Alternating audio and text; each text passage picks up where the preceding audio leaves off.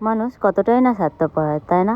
যখন তোমার কাছে কারোর দরকার থাকবে সে না তোমাকে খুব প্রয়োজন বলে ভাববে, তোমার ভালো মন্দ সব কিছুটাই জিজ্ঞাসা করবে, আসা যাওয়া সব করবে। আর যখন তোমার কাছ থেকে প্রয়োজনটা ফুরিয়ে যাবে না, সে তোমাকে আর প্রয়োজন বলেই ভাববে না। তো এটাই বাস্তব, তাই না?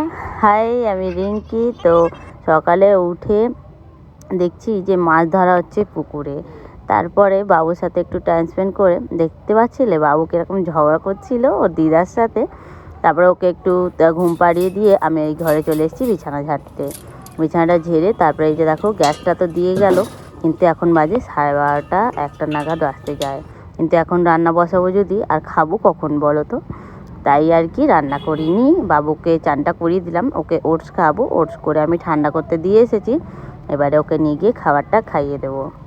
খাবারটা খাইয়ে আমি এদিকে চলে এসেছি সব কিছু সবজি দিয়ে। কালকের ভাত ছিল, ওই ভাতটাই ভাজবো, ভেজে ওটাই খাওয়া হবে। দেখো পনিরটা ছিল, ওটাও দিয়ে দিয়েছি। মা আর আমি ভাত ভাজা খাবো, আর হচ্ছে বাপির জন্য রুটি করেছি। বাপি না রুটিই খাবে। তারপরে দেখো না, আমার ধুলোতে না একটু অ্যালার্জি আছে, ওই ঠান্ডা মতো লেগে যায়। তাই দেখো ওষুধ খাচ্ছি। আজকে না কোথায় নাকের ধুলো ঢুকে গেছে কি জানি, ওই ঠান্ডা মতো একটু লেগে গেছে। শরীরটা খারাপ হলে না মনে হয় বাবুকে একটু কে দেখবে।